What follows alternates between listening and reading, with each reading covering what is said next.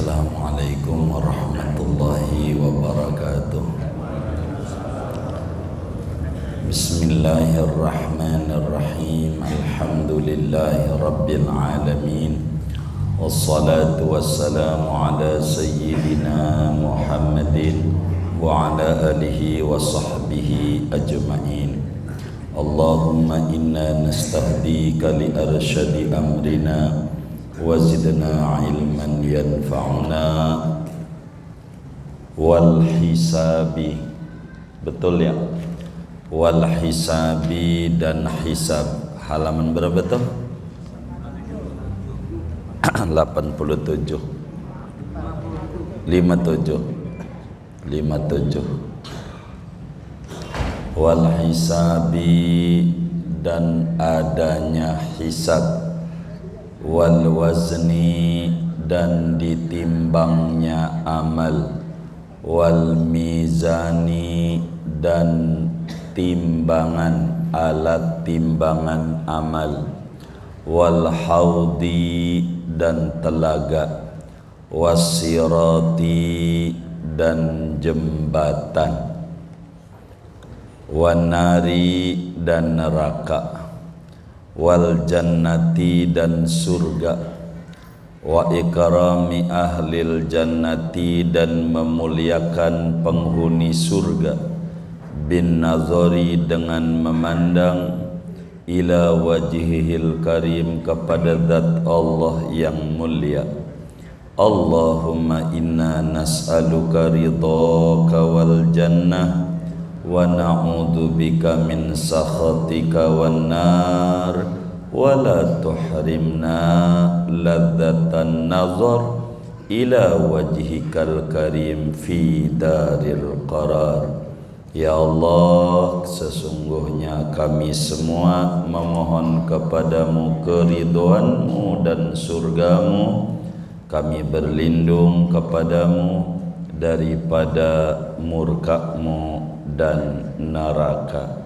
Jangan hampakan kami semua daripada kelezatan memandang kepada zatmu yang mulia di negeri ketetapan surga. Amin ya rabbal alamin. Wal hisabi.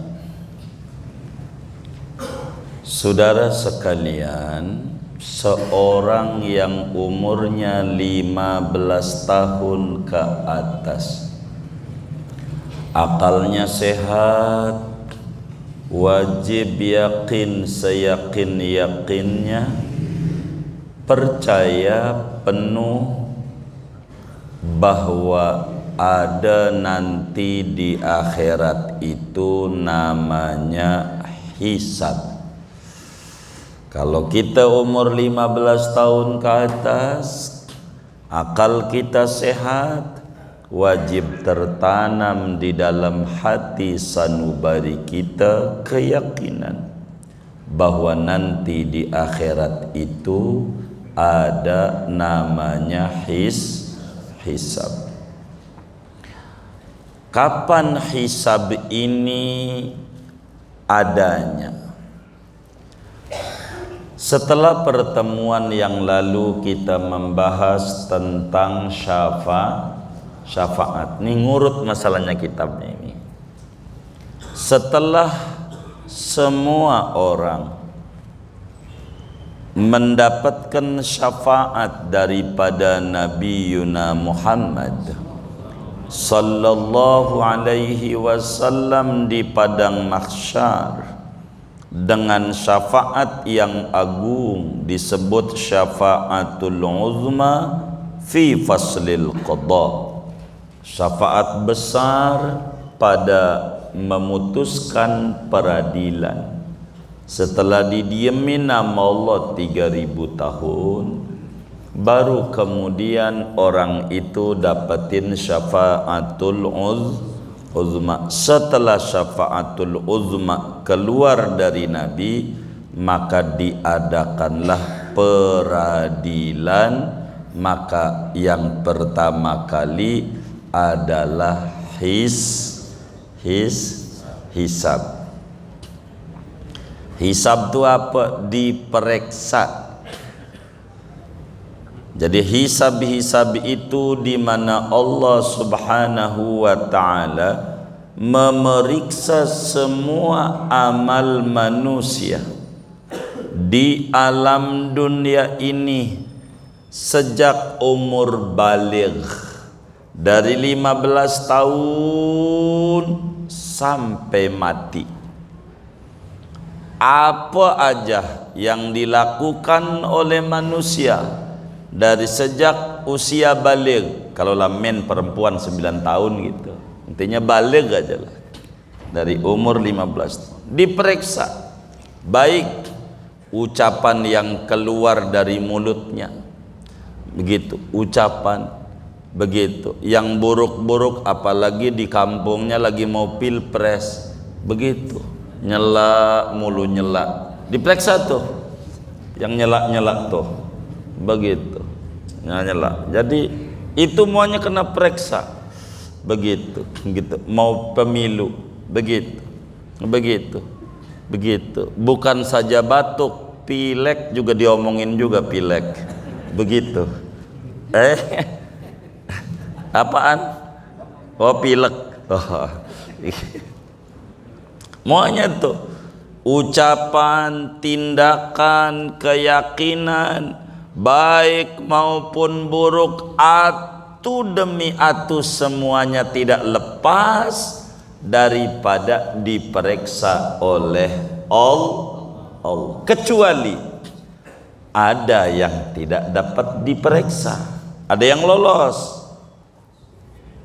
70.000 umat Nabi tidak kena periksa. Ini mau langsung aja surga aja ini.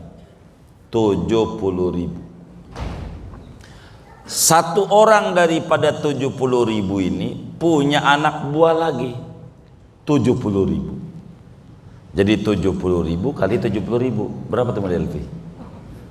77 49 apa itu? Hah? 70.000 kali 70.000. Iya 490 apa ini? Ribu. 400. Bener nggak? Oh iya betul, 7 kali 7 kan 49. Nolnya ini nih 70.000 masalahnya. Hah? 4 juta. Yang bener nih 4.900.000 orang tidak kena periksa. Tidak kena periksa. Mudah-mudahan yang hadir nih termasuk. Begitu. Ini nggak kena periksa nih. Waktu Nabi ditanya, tuh yang kagak kena periksa tuh bagaimana? Begitu. Di dunianya, kalau sakit nggak pernah gereng-gereng. Yang kena begini nih, ada suara keluar, kena periksa. Nih jangan kena semua ini. Begitu saudara. Jadi dia nggak pernah mengeluh, nggak pernah merintih. Kalau di dunianya nggak pernah merintih, kalau sakit itu nggak kena periksa. Pokoknya sakit kayak apa aja, diem aja. Nggak ada. Yang nggak naik ini kena nih. Kena yang model begini nih. Ini ya, tanya aja temennya, lu kena nggak kira-kira? Begitu, temennya tanya aja. Begitu.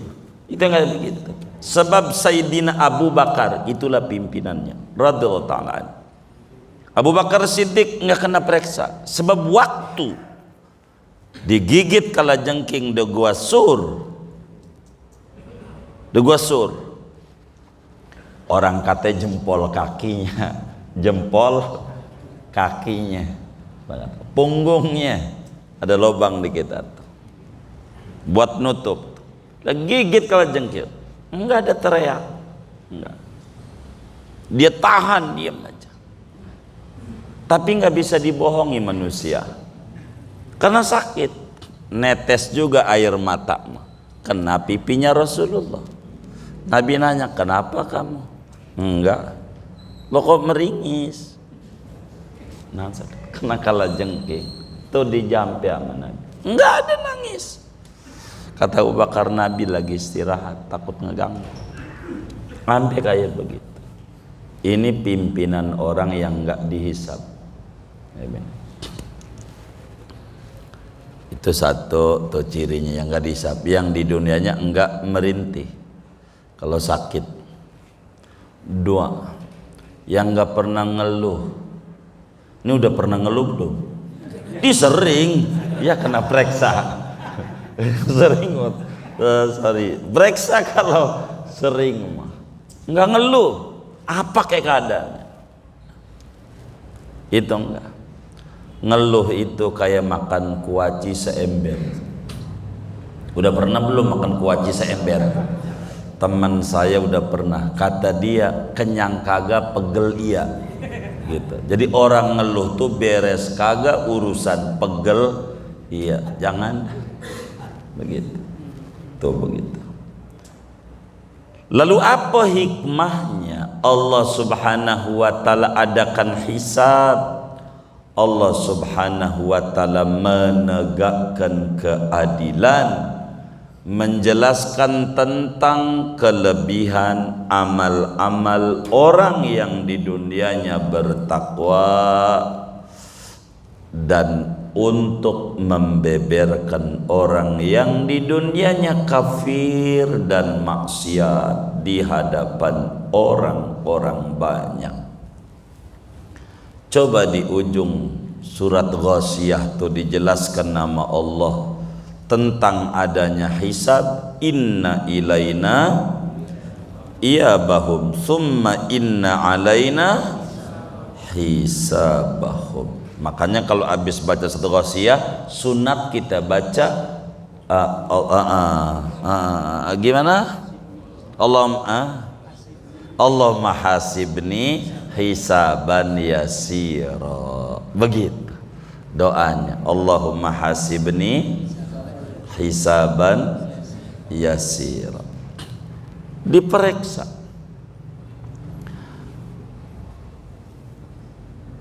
Yang lolos, yang tidak pernah merintih di dunia 70.000 dengan anak buah masing-masing 70.000. Permintaan Rasulullah minta ditambah sama Allah, tambah lagi 70.000. Nah, berbicara hisab, manusia oleh karena perbuatannya berbeda-beda antara satu dan yang lain, maka manusia berbicara hisab terbagi tiga manusia, karena amalannya tidak sama satu dengan yang lain. Yang pertama adalah orang-orang yang masuk surga tanpa dihisab. Itu yang tadi tuh, karena amalnya tinggi. Jumlahnya ada berapa? 70.000, masing-masing 70.000 lagi. Sebab di dalam kitab Sahihul Bukhari, Nabi menjelaskan yang 70.000 ini. Kata Nabi, wahaulai sab'una alfan yadkhulunal jannah bighairi hisab.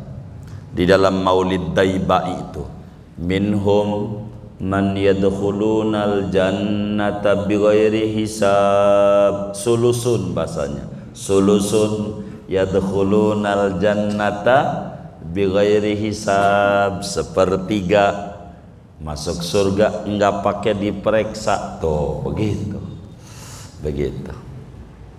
Berat kita mendapetin ini, berat. Perut periajan nulis status, lapar gue, status WA, mana kenyang ke warteg. Jadi yang enggak tuh. Satu, dua, Ada orang yang masuk surga dihisab dengan ringan dan mudah, dikebet-kebet doang dah begitu, bentar nih, moga-moga kita masuk nih di golongan ini tuh begitu. Dipereksanya dikebet-kebet doang, bentar, kebet-kebet doang, pereksanya enggak ribet. Pimpinannya Sayyidina Umar. Sayyidina Umar bin Khattab radhiyallahu ta'ala adalah orang yang dihisabnya oleh Allah amat sangat ringan.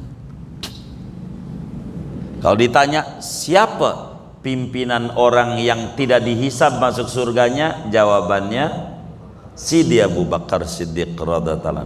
Siapa orang golongan yang dihisabnya ringan, jawabannya Sayyidina Umar. Kenapa begitu? Karena Sayyidina Umar yang orang suka sebut ini hadis Nabi, bukan, kalamnya Sayyidina Umar. Sayyidina Umar tuh selalu hidupnya hasibu anfusakum qabla an tuhasabu. Ayo audit dulu di dunia sebelum nanti diaudit oleh Allah. Begitu. Jadi Sayyidina Umar tuh saban hari mereksa, dari bangun tidur sampai mau tidur, apa yang dikerjakan, baik apa buruk. Kalau buruk, buru-buru taubat, periksa saban hari itu. Amalan nih, jam sekian saya begini, jam sekian saya begini, jam sekian saya begini. Kita begitu enggak ya? Enggak. Waduh, kena periksa rada berat ini, berat, jauh. Baik, kita minta kemurahan Allah subhanahu wa ta'ala. Jadi ini golongan diperiksa sama Allah tidak repot, seperti apa yang Allah jelaskan di dalam Al-Quran pada surat Al-Insyiqaq. Fa amma man utiya kitabahu biyamini fasawfa yuhasabu hisaban yasira wa yanqalibu ila ahlihi masrur. Tuh begitu. Karena di dunianya demen mengoreksi, setiap malam periksa perbuatan yang dilakukan, omongan yang dilakukan. Ini yang kayak begini. Kalau orang di dunianya demen meriksa, demen muhasabah. Muhasabah tuh meriksa diri, cek ulang amalan-amalan yang dilakukan oleh kita, cek saban hari itu. Nih, antara lihat WA sama baca doa, banyakan mana kira-kira? Yang bener nih. Waduh, repot ini. Begitu. Iya, pokoknya yang demen muhasabah, demen mengukur perbuatan kita, ndak keburu. Tuba liman syaghalahu nafsuhu an uyubin nas. Berbahagialah mereka orang yang sibuk mikirin dirinya, mengoreksi sebelum kita mengoreksi orang lain. Beruntung dia. Kita pikirin aja keselamatan kita ini. Pikirin. Ini repot sama Allah, bakal diperiksa. Ketiga, ada golongan yang diperiksanya amat sangat ribet dan mendetil. Diperiksanya amat sangat ribet.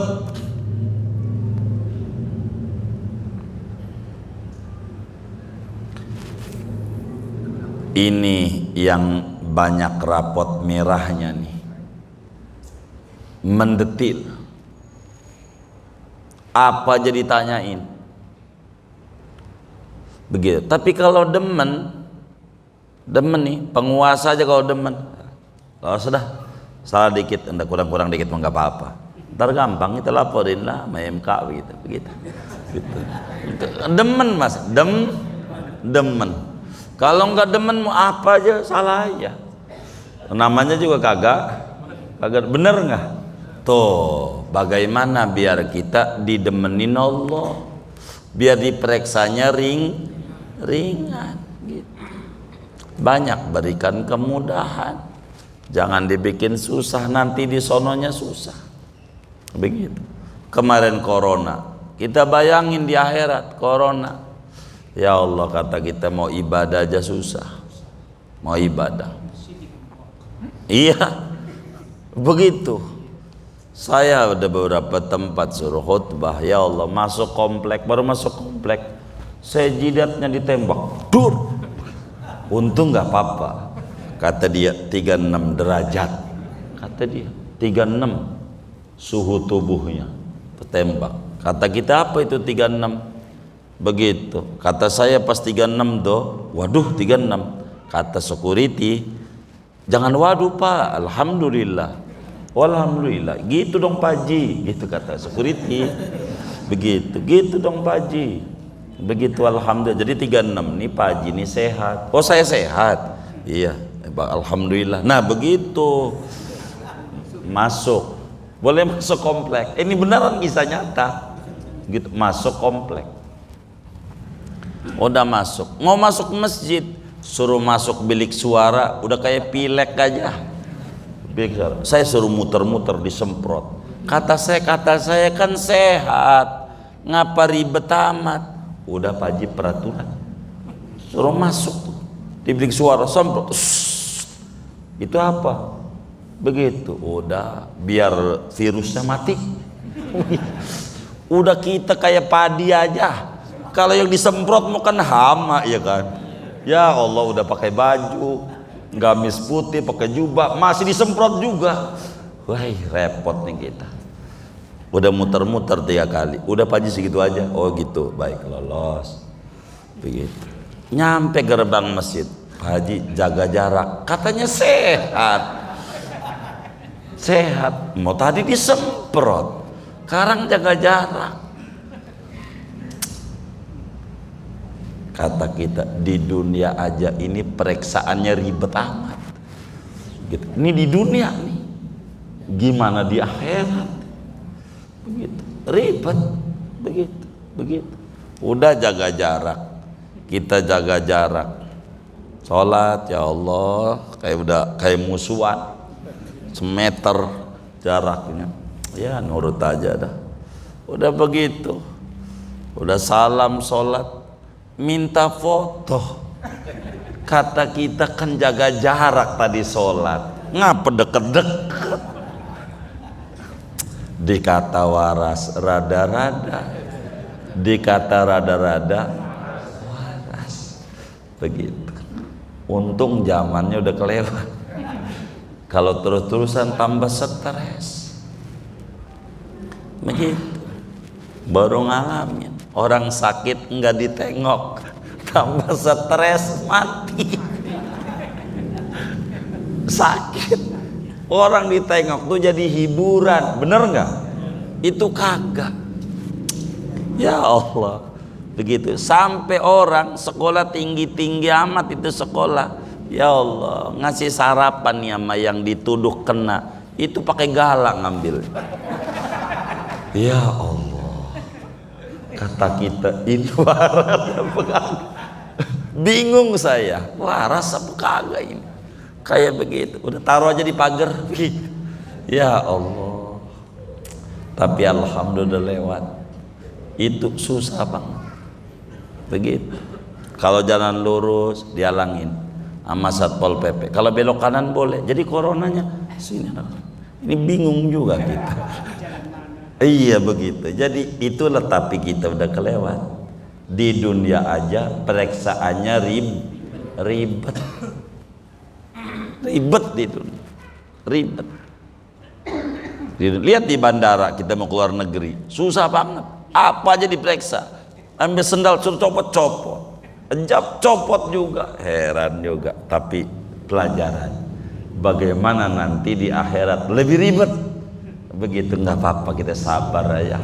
Moga di dunia ini ribet, ini di akhiratnya ringan. Begitu.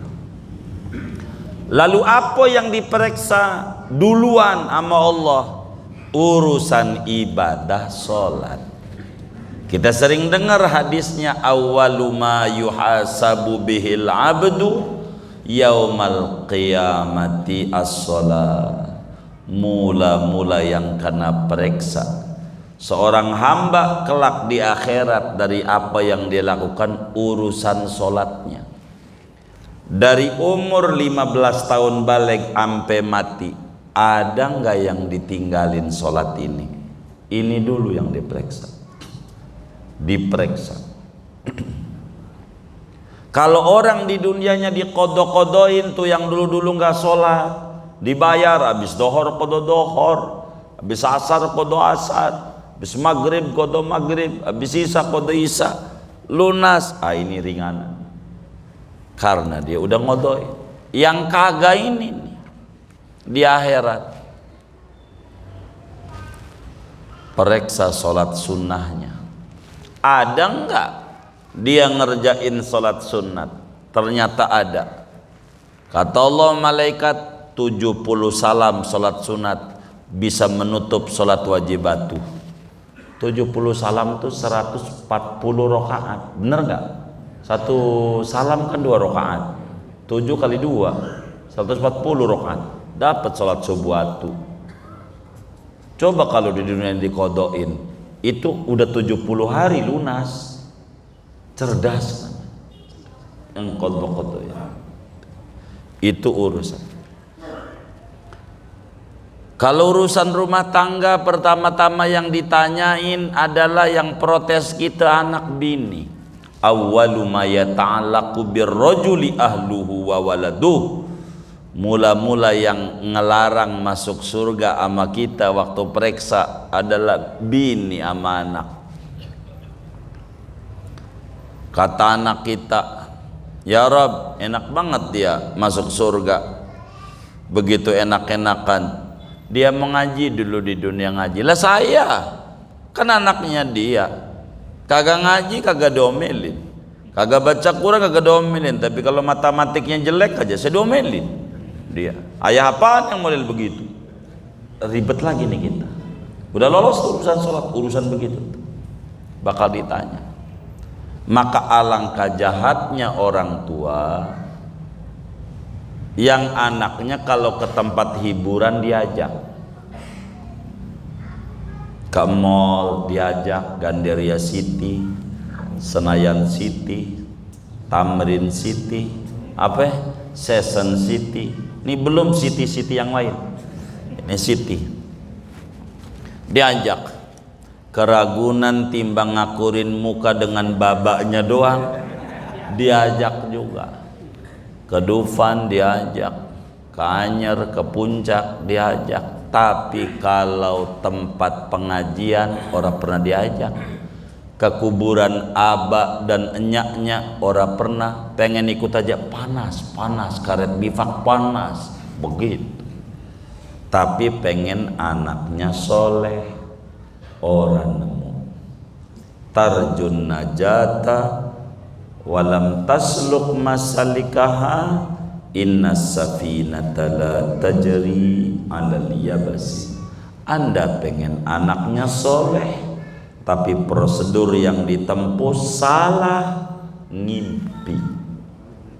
Perahu mah ora pernah jalan di daratan, perahu mah jalannya di air. Prosedurnya kudu benar, disuruh tuh ibadah anak bini. Ingetin, sekarang medianya banyak, ada HP. Udah sholat belum? Di WA belum? Sholat dulu. Tar habis sholat main Mobile Legend lagi. Yang penting sholat dulu. Begitu. Sholat begitu. Jangan sampai kita masuk surga, bini kita masuk neraka, anak kita masuk neraka. Ini kepala rumah tangga jahat. Kalau begini nih, kita kudu pikirin juga. Untung gua nggak punya anak. Begitu. Yang nggak punya anak, begitu. Apalagi yang bujangan. Untung gua bujangan. Tuh begitu, saudara. Begitu. Repot. Ini hisab.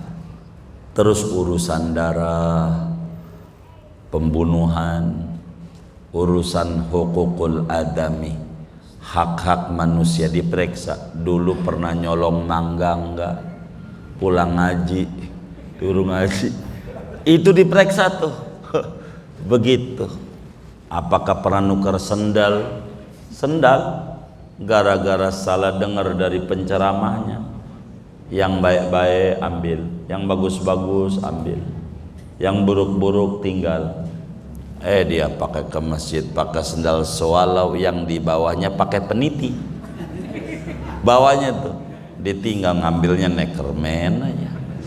Ini yang kayak begini nih diinget-inget nih, pokoknya yang ngambil ini repot.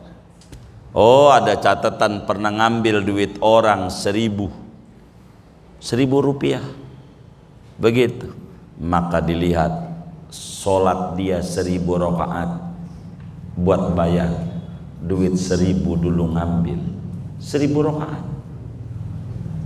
Kalau miliaran ya tinggal dihitung, begitu.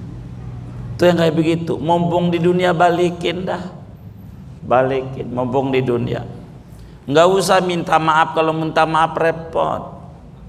Iya, kalau minta maaf repot, balikin aja. Kalau minta maaf kita boleh, bagus, tapi jiwa kita kudu kuat. Kalau minta maaf, Pak Haji, itu yang ayam putih Pak Haji puyeng tuh nyarinya, ayam putih tuh yang Pak Haji dulu hilang tuh, saya yang ambil Pak Haji. Jadi saya datang nih minta dihalalin. Kata Pak Haji, jadi lu berarti sepeda juga waktu hilang, sepeda sama sepatu waktu itu duit juga, lu juga tuh kemana-mana. Jadi kalau minta maaf dituduh kagak, kalau jiwanya kita kuat kan enak. Enggak Pak Haji, itu doang. Enggak, ini udah ketahuan nih malingnya nih. Begitu tuh, jadi repot. Yang penting balikin aja, yang penting. Begitu. Kita dulunya ikut organisasi Darmaji, Dahar Bakwan 5 ngaku hiji di kantin zaman SMA. Siapa tuh yang kayak begini nih? Begitu. 5 ngaku atu. Aduh, udah paranin di kantin empok tukiem. Begitu. Nah, balikin. Begitu. Tuh kayak begitu. Ini ribet urusan ini. Urusan ini ribet. Kalau urusan nama Allah rada ringan, namanya juga hamba. Seumpama kita enggak puasa, seumpama kita enggak sholat, kata Allah, ya lah dia hambaku, bener, maafin aja, bisa. Tapi kalau urusan sama manusia, orang bisa, enggak bisa, bakal dituntut kita. Kata Allah, gimana Pak, duitmu dulu di dunia dicolong 1.000, maafin nggak? Kagak bisa ya Rob, ini akhirat. Saya minta duitnya aja dah, duitnya 1.000 nggak apa-apa. Lah ini akhirat nggak ada duit. Ganjaran 1.000 rakaat ya Rob. 1.000, coba. 1.000 rakaat sholat, 1.000 perak, ribet, begitu, ribet. Makanya orang yang bagus tuh kalau kita dagang kan banyak bon. Di rumah orang dagang tuh bon tuh banyak, jangan banyak dideres tuh bon tuh. Pak Haji Ahmad 500.000 belum bayar. Pak Haji Mama berapa lagi ya, 1 juta belum bayar. Siapa lagi? Waduh, nggak usah yang kayak begitu, nggak usah deres-deres. Kalau kita pengen bahagia, caranya gampang. Gimana? Bakar. Bakar. Ini saya ajarin caranya biar benar. Bakar. Jangan dideres. Mana fotokopian KTP disimpan di dompet. Perjanjian simpen mulu. Aduh capek kita, capek. Apalagi ampe kita dideres-deres, kita hitung lagi di kalkulator. 200 juta, 3 juta, 500 juta. Lumayan juga duit gua nih sama orang nih, main juga. 100 juta. Cuma najong banget nih, kagak bayar-bayar. Begitu. Udah begitu nomor handphonenya ganti lagi. Tuh begitu. Ini nih jadi pegel. Apalagi salah jalan, pergi ke gunung nyari mbah. pergi ke gunung, itu tambah salah jalan lagi. Pergi ke gunung, ketemuin tuh Simbah, bah begini bagi amalan bah untuk nagih utang. Ya Allah, ndak usah yang kayak begitu buang-buang duit ke gunung jauh-jauh. Kasih amal nama Simbah, puasa seminggu, siap bah begini seminggu. Baca apa? Yasin 10 kali tiap malam minggu. Kerjain sama kita puasa seminggu baca Yasin. Ini orang punya utang sama kita berapa ya? 10 juta 10 juta. Yang utang Ustadz Ansori 10 juta. Kita wirid aja saban malam, puasa perih sampai tiduran di masjid biar bayar utang. Udah puasa seminggu, Allah kasih rezeki. Ustadz Ansori dapat duit dia 10 juta dari usahanya dia. Lang utangnya bukan sama kita doang, sama orang lain juga. Ada yang galakan, nagih sama dia. Sini duitnya, diambil sama dia 10 juta. Kita besok puasa lagi, wirid. Nih saya ajarin nih caranya. Ini mah contoh doang Ustaz ya, biar gampang nih, biar paham. Kita wirid lagi, puasa seminggu lagi. Biar apa? Biar bayar utang. Puasa lagi minggu. Dapat duit lagi dia. Begitu. Ada lagi yang galakan, paranin lagi, diambil lagi. Kita belum puasa lagi kita. Gitu. Rugi apa untung? Rugi. Karena kita puasa nagih utang itu maknanya kita doain biar orang yang berhutang kaya raya, punya duit. Bener nggak? Kan kita doain biar dia punya duit. Kalau kagak punya duit mau kagak bakalan bayar utang. Bener nggak? Ini berarti ini kayaknya melotot-melotot ini ada banyak masalah ini pada usahanya. Nih biar benar, jiwanya biar beres kita di dunia. Lah kalau kita puasa sampai seminggu, wirid dia malam merem melek. Yang kita wiridin tuh tuan yang berutang, kan ngorok dia malamnya. Enak nggak? Lah enak di dia, kita bantuin. Apa nggak tambah subur dia? Begitu, mana nomor handphonenya ganti. Kita paran ini alamatnya, udah kagak ada di situ, fotokopi KTP doang, perjanjian. Begitu tuh, perjanjian. Yang kayak begini nih, namanya dalam teori agama tindakan bodoh. Dalam teori agama namanya tindakan bodoh. Coba tuh yang puasa seminggu tuh doa wirid biar kita kaya, usahanya maju. Kan bagus Allah kasih maju. Lah kita mikirin orang. Bener nggak mau jadi lebih? Hah? Iya, rugi. Yang kayak begitu rugi, lang wiridin dia, kan gitu gambarannya. Benar nggak Ustaz Dana? Kan begitu. Puasa itu orang juga cuma dong, bukan karena Allah. Apanya? Puasanya dia karena buat puasa orang, berarti juga bukan karena Allah, juga puasanya sia-sia juga. Enggak, puasanya dia kan doain orang berutang biar kaya. Enak nggak? Yang berutang, enak nggak? Enak dibantuin. Mana nomor teleponnya kagak ada lagi, ya kan? Kontrakannya pindah. Maknanya dia kagak mau kenal kita. Bener nggak? Jadi sebetulnya tinggian dia, tinggian kita. Kan tinggian dia ya, kita mikirin dia ya, kan rugi kita. Begitu. Sampai mondar mandir. Ini maksudnya tinggalnya di Papua, kita paranin. Lah ongkos habis, duit orang dapat. Kan begitu. Bener nggak? Rugi nggak? Mendingan kita puasa biar kita kaya. Dah, enggak ketemu di dunia, ketemu di akhirat. Karena bakal jadi balik sama kita. Jadi bagaimana biar kita bahagia? Bakar bonnya, bakar. Begitu. Bagaimana cara bakarnya? Baca bismillah 3 kali, sholawat 3 kali, omong, ya Rob, nih yang ngibulin gua nih, yang pinter ngutang doang, bayar kagak pinter. Kan banyak yang kayak begitu ya, pinter apa ya? Pintar apa? Iya, ngibulin. Pintar minjam doang nih. Ini adalah makhlukmu ya Rob, makhlukmu. Saya nggak mau tagih sama dia. Tagihnya engkau aja sebagai bosnya. Sama engkau. Gantiin ya Rob. Makhlukmu ngibulin saya. Bakar. Dah, tar besok lusa usahanya maju. Yakini itu. Anggap aja jenggot dicukur. Kalau jenggot dicukur makin dikit makin banyak. Ya makin banyak nih lagi dicukur biar banyak duitnya. Begitu.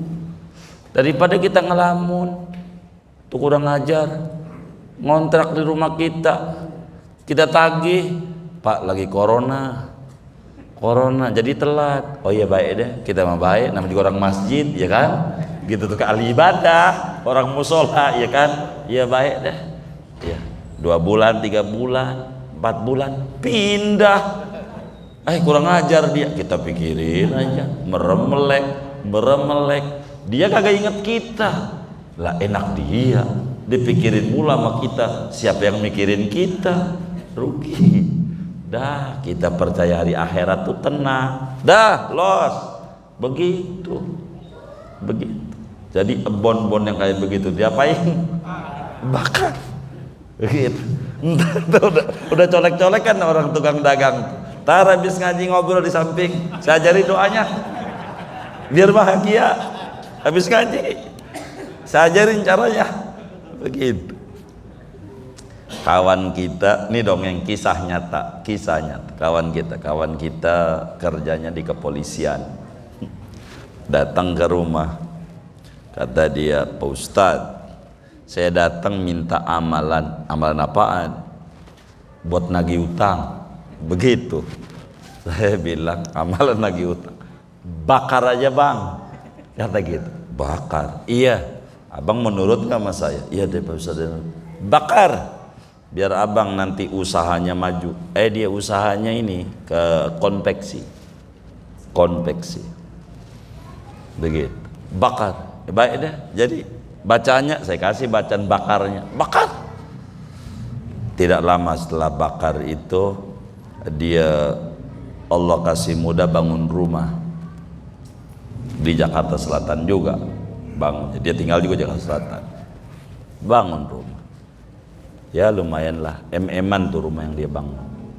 Selamatan, kita diundang. Pak Ustadz alhamdulillah berkat bakar jadi kebangun rumah. Ini kisah nyata.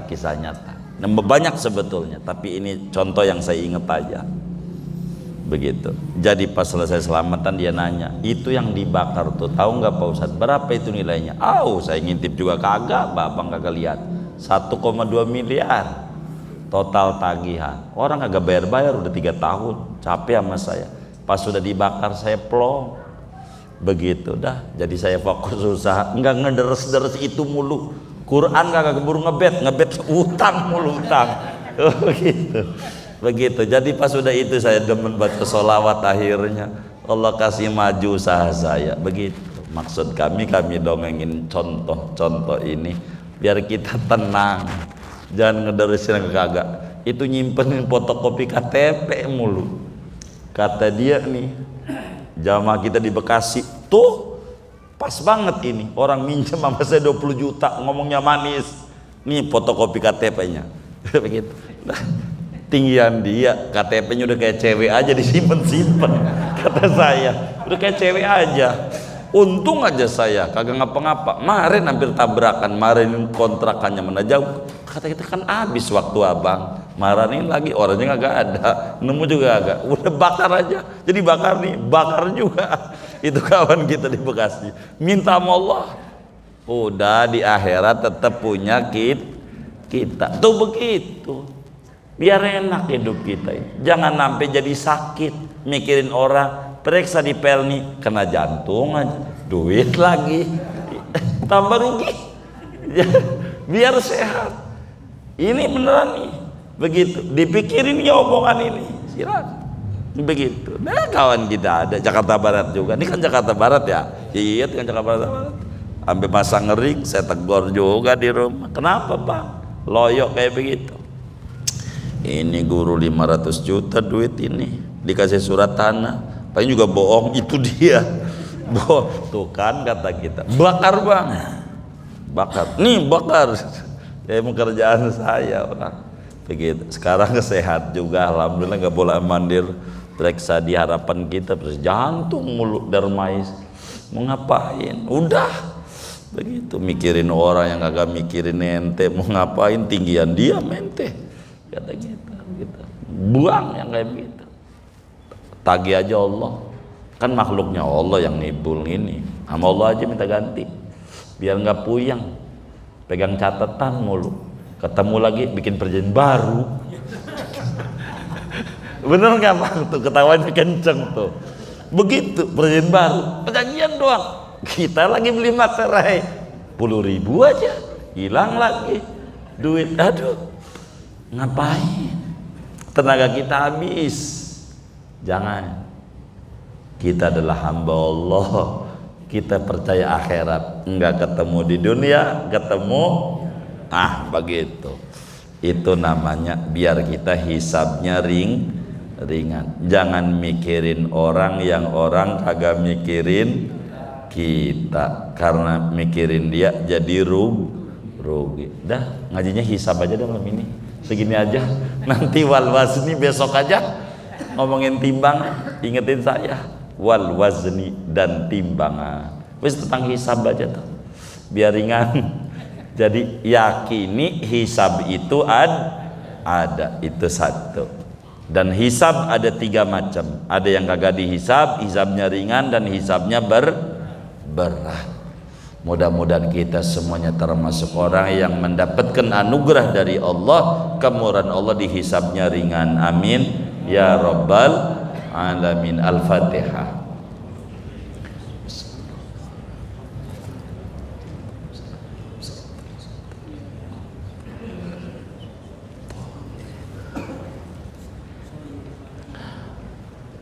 Ada yang ditanya mungkin dari materi ini atau di luar, semua silakan. Baik. Iya.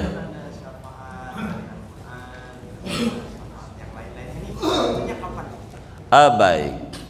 Jadi syafaat itu dari pertemuan yang lalu, syafaat Nabi, syafaat orang soleh, itu syafaat ini berbeda-beda. Ini syafaat khusus.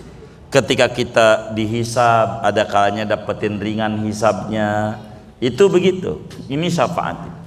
Ada kalanya kita nanti nih habis ini kan kita ngomongin sirat, jembatan, itu bakal yang tadinya lama jadi cepat, yang tadinya masuk neraka lama jadi ringan, yang tadinya mau masuk neraka enggak jadi. Itu posisinya di berbagai tempat posisinya. Adapun syafaatul uzma hanya khusus untuk meredam murka Allah yang punya Nabi Muhammad saja. Itu begitu. Wallahu a'lam.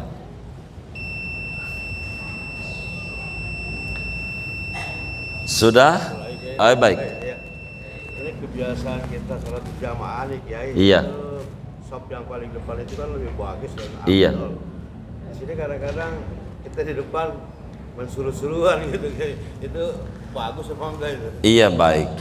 Jadi memang secara jujur, di antara ajaran agama itu yang ganjarannya paling tinggi ada namanya sunnah disebut shaful awal, dan ini minas sunanil mahjurah, termasuk ajaran Nabi yang umatnya mulai tinggalkan.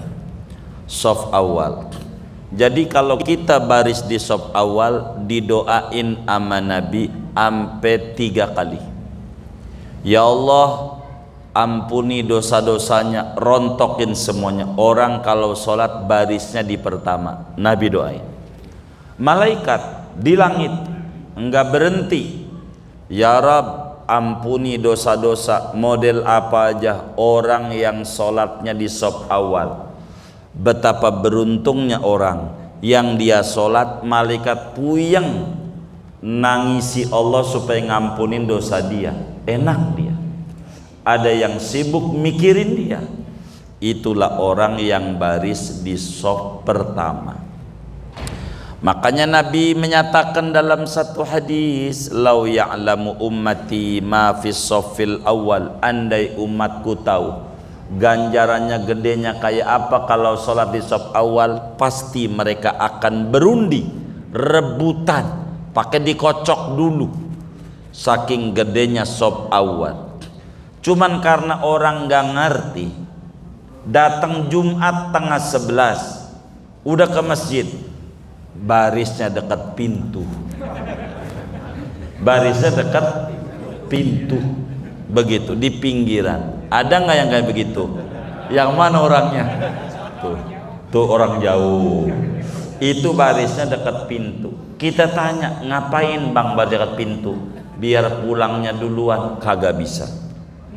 Sebab belum sholat bang. Nanti pulangnya bareng.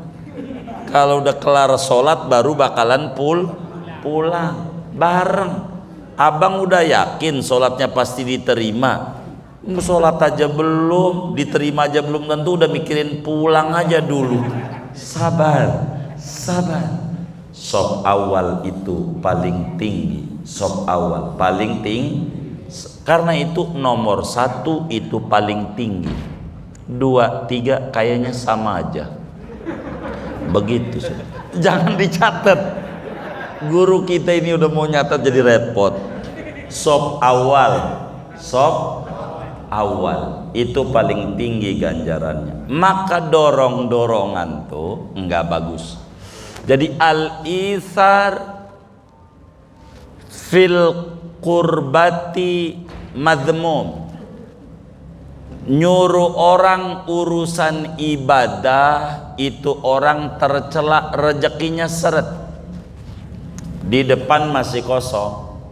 Kata kita sama teman kita karena baru pulang umroh, mana dipanggilnya Bang Haji lagi, Bang Haji, depan aja. Tuh yang nyuruh depan tuh pastikan rezekinya bakal diseretin sama Allah. Yang tukang nyuruh, Bang Haji, yang tukang-tukang begitu, rezekinya seret. Urusan ibadah jangan nyuruh orang. Yang disuruh ngeduluin orang tuh urusan dunia. Al-isar fi umurid dunya mamdu, duluin orang urusan dunia dipuji oleh Allah dan Rasulnya. Wa yu'thiruna ala anfusihim walau kana bihim khasasah. Ada ikan ayam atu di nampan maulid, ada orang, pagi dulu saya mau sambel aja, ini yang dipuji nih gitu. Ini mau kagak ada ikan ayam langsung diambil aja. Ada nggak yang kayak begitu tuh? Yang mana ini orangnya? Ya, ini nggak bener nih. Kalau urusan ibadah kita duluan. Urusan masuk surga jangan bapak, jangan kakek kita dulu. Begitu, karena ini dicintai Allah. Jangan kita Bang aja, jangan. Barisan yang paling tinggi di shaf awal, ganjarannya nggak kehitung. Ganjarannya nggak kehitung di shaf awal. Jangan kita mundur-mundur. Begitu. Makanya kadang kita datang ke masjid telat, orang shaf awalnya kosong. Alhamdulillah, untung. Begitu. Orang pada ngejar pintu mulu. Begitu. Gitu. Mana yang ngejar-ngejar kalau Jumat udah duduknya dekat pintu tuh ngaji lagi malam hari ini. Orangnya begitu. Jangan, depan aja depan. Jadi rahmat Allah tuh turunnya kepada shaf awal. Ini kayak contoh masjid kita. Ada berapa baris ini sampai belakang ya? Anggapnya 20, biar gampang aja dah. Saya ambil contoh, kan kita kagak ngitung ini. Begitu, 20. Di ujung tuh 20. Ini baris ini nih kira-kira 10 dari sampai lantai 2-nya itu. Maka yang ujung sana 20 itu, yang atas ini 21. Yang selantai dengan imam yang paling tinggi. Anda ini kan bisa aja ada yang kalau ini kan separuh, ada juga yang dekat banget ya kan. Jadi bagaimana ini? Dia di shaf awal tapi di lantai 2. Itu tetap ngitungnya di bawahnya berapa? Bawahnya ada 100. Itu shaf awal 2 tuh 101. Dikitan. Yang selantai dengan imam gedean ganjarannya. Kalau imamnya di lantai 2, Kan ada juga masjid yang imam lantai 2. Yang lantai bawah tuh paling dikitan ganjarannya. Paling dikitan. Begitu. Mana sholatnya liatin TV lagi. Padahal ajaran agamanya kudu liatin tempat sujud. Dia kagak. Liatin TV aja. Mana runyak lagi banyak semutnya. Ini runyak banyak semutnya ya. Begitu. Jadi liatin tempat sujud aja. Begitu. Jadi sop awal tuh paling tinggi. Yang dorong-dorong nih rezekinya seret. Jadi terserah kita yang hadir nih. Kira-kira pengen rezekinya seret apa lancar? Jangan dorongin orang, abang aja, jangan. Kita dulu. Jangan dorong. Begitu. Kalau ngomongin sop, kurang lebih demikian guru. Wallahu a'lam.